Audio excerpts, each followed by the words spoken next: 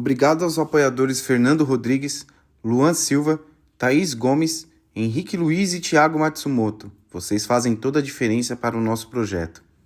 E obrigado a todos por fazer parte das milhares de pessoas que escutam nossas histórias. E se estiver gostando, não deixe de seguir. Aproveitando, seja um padrinho ou madrinha do nosso canal. Entre em contato conosco através do e-mail para nos apoiar. Detalhes na descrição. E, como combinado, essa história tem o nome de um dos apoiadores. Um grande beijo. Vem, Pablo. Eu conheço um cara que conta várias histórias aqui no condomínio. Você vai gostar dele. Eu tenho certeza que sim. Tio Fernando, conta uma história pra gente. Isso, tio. Conta uma história. Então, Luiz, não está tarde para vocês estarem aqui na frente de casa? E quem é esse seu amigo aí? Ah, tio, a gente já é grande. Meu pai me deixou vir bater perna no condomínio. Esse aqui é o Pablo, amigo novo que fiz. É verdade. Eu acho que tô velho mesmo. Vocês já estão com uns, 13 anos, né? Tá bom, eu vou contar. Mas tenho tantas histórias. Conta a história da ilha de Bora Bora. Nossa, mas você foi bem específico, hein? Como você soube? Meu pai contou que você passou um perrengue lá uma vez. É verdade. Ok. Então eu vou contar. Mas para isso, preciso voltar belos anos no passado. Tudo se iniciou ainda na minha adolescência. Nossa, mas você já não tinha uns 25 anos na época que isso aconteceu? Calma. Você precisa entender todo o contexto primeiro. Não adianta me acelerar. Tá, desculpa. Vamos deixar você contar. Então, como eu estava dizendo... Tudo começou ainda na minha adolescência. No colégio, eu era conhecido como Fernando o Mentiroso. Eu não gostava muito do início, mas, para evitar ainda mais zoação, eu entrei na pilha e não me importei. Eu sabia que o apelido vinha do motivo de eu ser baixinho, até que conheci meu melhor amigo, o Luiz Bigodo, que para mim se tornou Godo e para os outros, o Gordo. Você era baixinho, tio? Sempre fui. Enfim, de volta à história. Éramos um e carne, o Mentira e o Gordo, mas fazíamos muitas coisas juntos.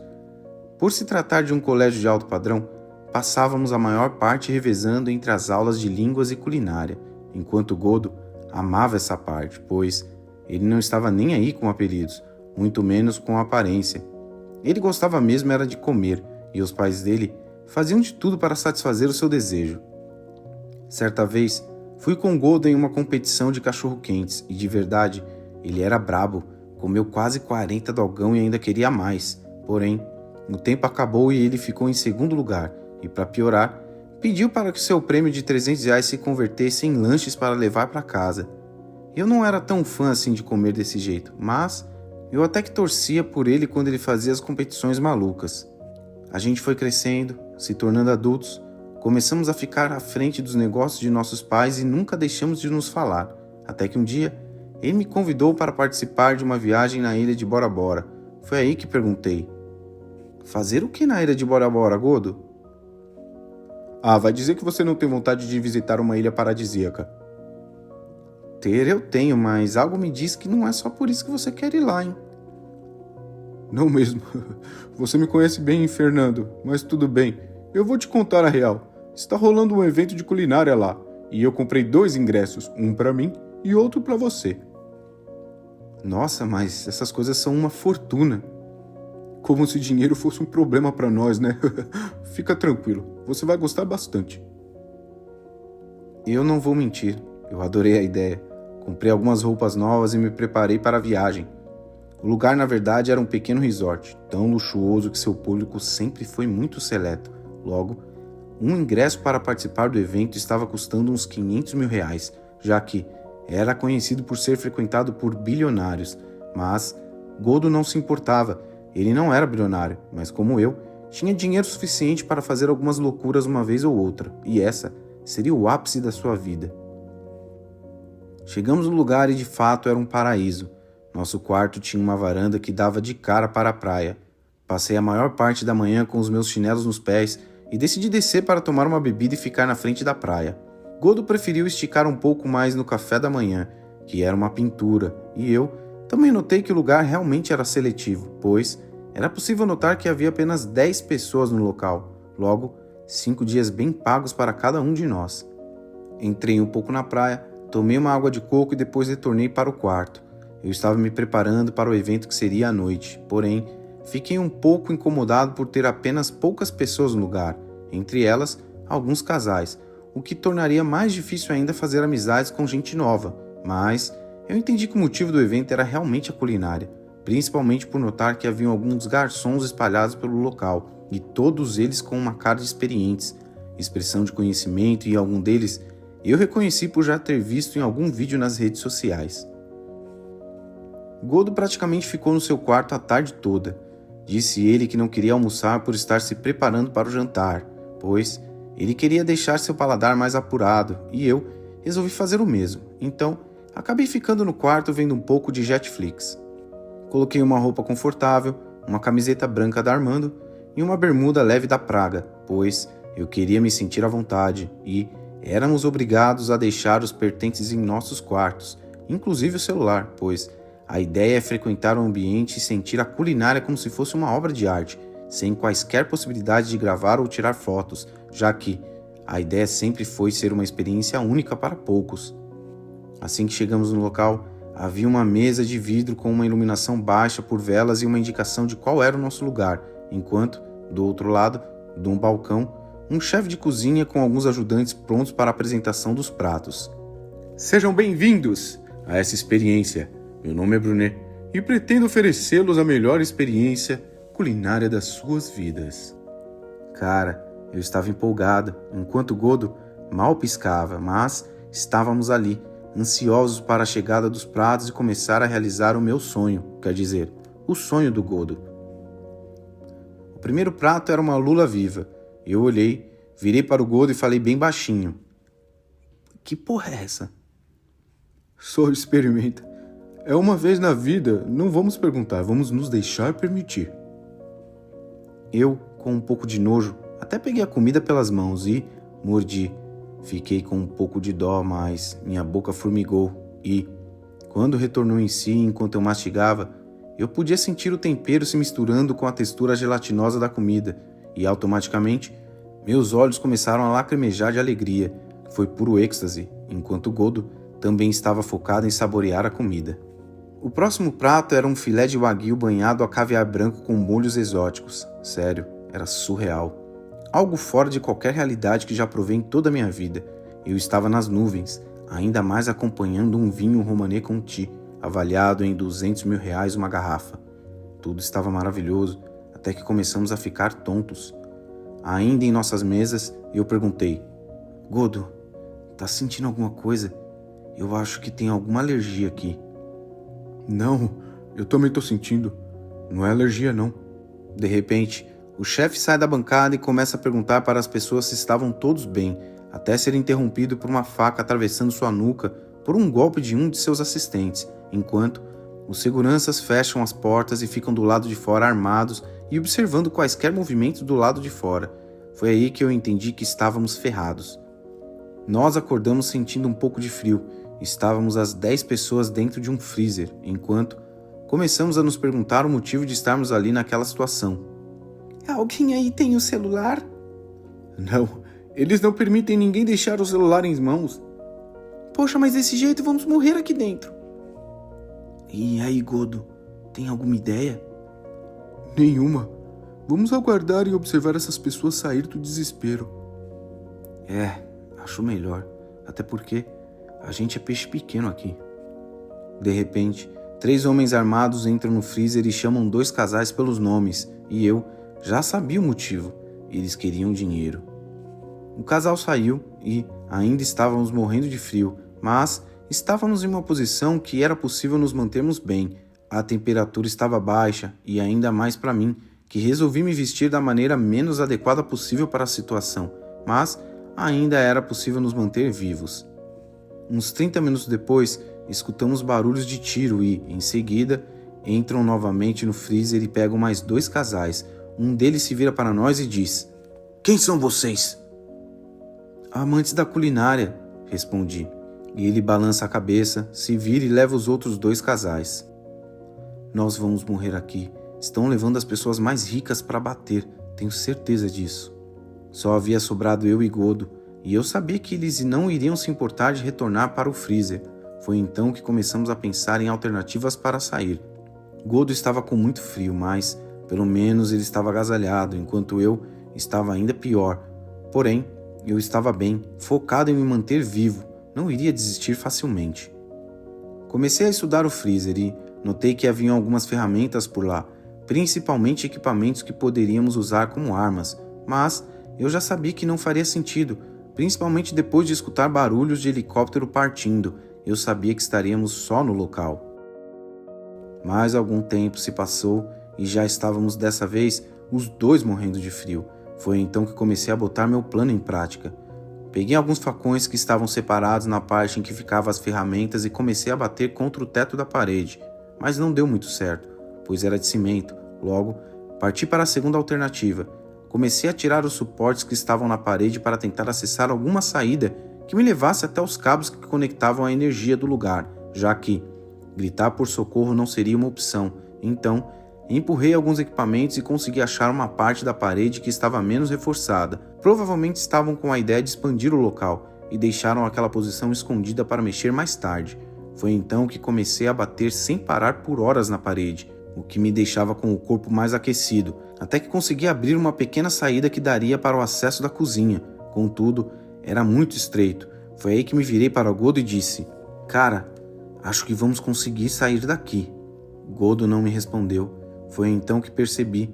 Godo já estava morto. Seu coração havia parado de funcionar e ele estava ali, deitado no meio do freezer já sem reação alguma. Dei um beijo na testa do meu melhor amigo e saí me arrastando até a cozinha. Assim que eu consegui passar para o outro lado da parede, notei que agora as pessoas estavam ali mortas pelo chão, todos com ferimentos causados por uma arma, e eu só queria sobreviver. Peguei uma jaqueta de um dos mortos e saí para o lado de fora do lugar. Cheguei a andar bastante, pois era uma estrutura enorme, o que me chamou a atenção a falta de segurança. Acho que tudo para se manter uma experiência acessível para poucos, mas tudo bem, eu já não queria mais saber de nada daquilo.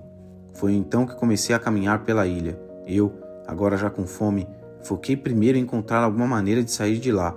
Logo, encontrei um iate atracado e procurei as chaves. Não estavam na ignição. Como já tinha uma maneira de sair, retornei para o local onde tudo começou. Comi alguns dos ingredientes para satisfazer minha fome e levei outros para a viagem. Em seguida, comecei a procurar as chaves nas roupas das pessoas que estavam mortas e encontrei facilmente. Alguns minutos depois, peguei o que coletei e fui direto ao barco que me tiraria de lá. Chegando na cidade mais próxima, acionei a polícia e decidiram abafar o caso, por se tratar de um evento de uma classe que não poderia ser exposta dessa maneira. Carai, tio, que história tensa, hein? Nem me fale, foi um perrengue que passei por lá. Tem certeza que foi só isso que aconteceu? Como assim? Você tá duvidando de mim? Olha o respeito, garoto. Não, eu só estou falando que essa história não está certa. E quem é você, rapaz? Pra falar assim comigo. Quem é esse rapaz, Luiz? Nunca vi ele no condomínio. Relaxa, tio, ele é um amigo meu do parque. A gente costuma andar de skate juntos por lá. Aquele parque frequentado por gente pobre? Poxa, tio, não fala assim. Lá não é lugar para ficar olhando a condição financeira das pessoas. Então, tio Fernando, vai contar ou prefere que eu fale? Não, sou o homem de verdade. Eu não devo nada a você, mas também não tenho medo de contar o que aconteceu. Como assim, tio? Cala a boca, Luiz. Apenas escute. De fato, eu vou contar de onde tudo parou. Havia ficado eu e Godo naquele freezer, ambos com muito frio. Não tínhamos mais esperança para sobreviver. Passei a maior parte conversando com Godo, para fazê-lo se animar em acreditar que sairíamos de lá. E aí, Godo, força, cara. Não vamos desistir, não. Tem muita coisa boa para você comer ainda. Só preciso que você mantenha a calma. Será, meu amigo? Tô sentindo que meu tempo está acabando. Não fala besteira. A gente fez tanta coisa juntos. Não podemos desistir agora. Tudo bem. Eu confio em você. Para nos manter vivos, eu retirei algumas carnes das bancadas e comecei a quebrar o gelo. Em seguida, tentei de alguma maneira amaciá-las para conseguirmos pelo menos nos alimentar, pois já fazia pelo menos 2 horas que estávamos congelando lá dentro. A temperatura não estava extremamente baixa, mas era o suficiente para irmos morrendo aos poucos. Então, comecei a chupar o gelo para pelo menos nos hidratarmos. Foi aí que percebi que Godo já não estava mais comigo. Chorei muito e dei um beijo de despedida em sua testa. Em seguida, fiquei abraçado com ele para me manter aquecido, até que eu percebia que o tempo não passava de jeito nenhum. Eu estava ficando extremamente desesperado e sem opções, começando a realmente ficar com fome e com o frio congelando até meu raciocínio, quando peguei um facão e agradeci meu amigo por me manter vivo. Abri Godo e retirei seus órgãos, comi algumas partes que ainda estavam quentes e deitei dentro dele, como uma pequena banheira de sangue, e ali eu fiquei aquecido por mais algumas horas. Quando me dava fome, eu comi um pouco de sua carne, até que, uma eternidade depois, eu escuto o freezer se abrir, e eu saio de lá agradecido pela minha vida. Eu não notei como aquele freezer se abriu, mas peguei algumas coisas da cozinha, fui até a praia e a história se repete.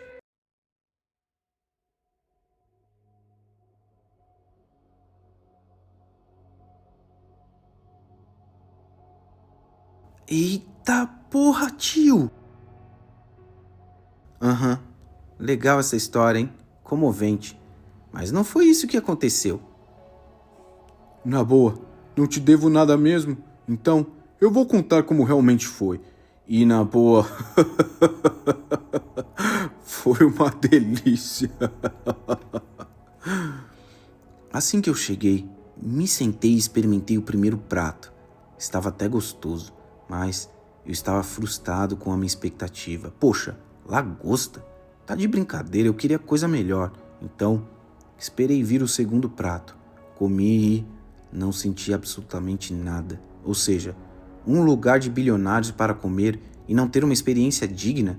Tudo bem, eu não tinha a mesma grana, mas peraí, eu paguei uma fortuna para estar lá. Foi então que me irritei, saí da mesa e fui até o meu quarto. Quando retornei, já sabendo que o lugar não precisava de seguranças, eu mesmo decidi cozinhar.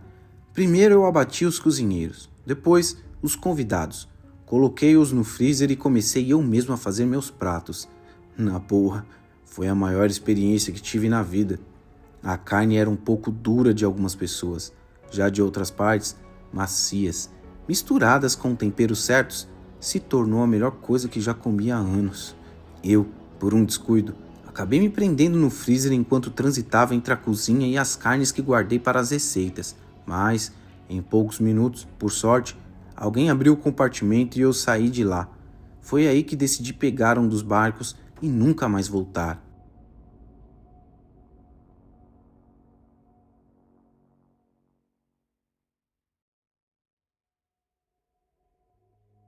Agora sim você tá contando a verdade.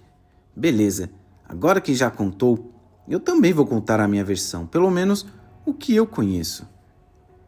Você de fato fez tudo isso da sua última versão. Entretanto, esqueceu de um pequeno detalhe, algo que geralmente vocês fazem com frequência. Você ignorou completamente a minha tia, irmã mais velha do meu pai, que estava ali apenas para limpar a sujeira da cozinha.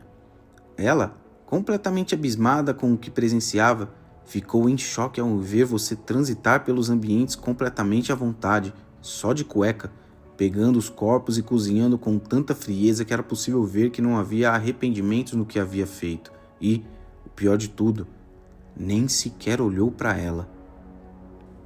E mesmo eu sabendo que foi um erro que ela cometeu, eu escutei tudo isso e fiquei ainda mais inconformado em saber que foi ela quem abriu o freezer para você sair daquele lugar.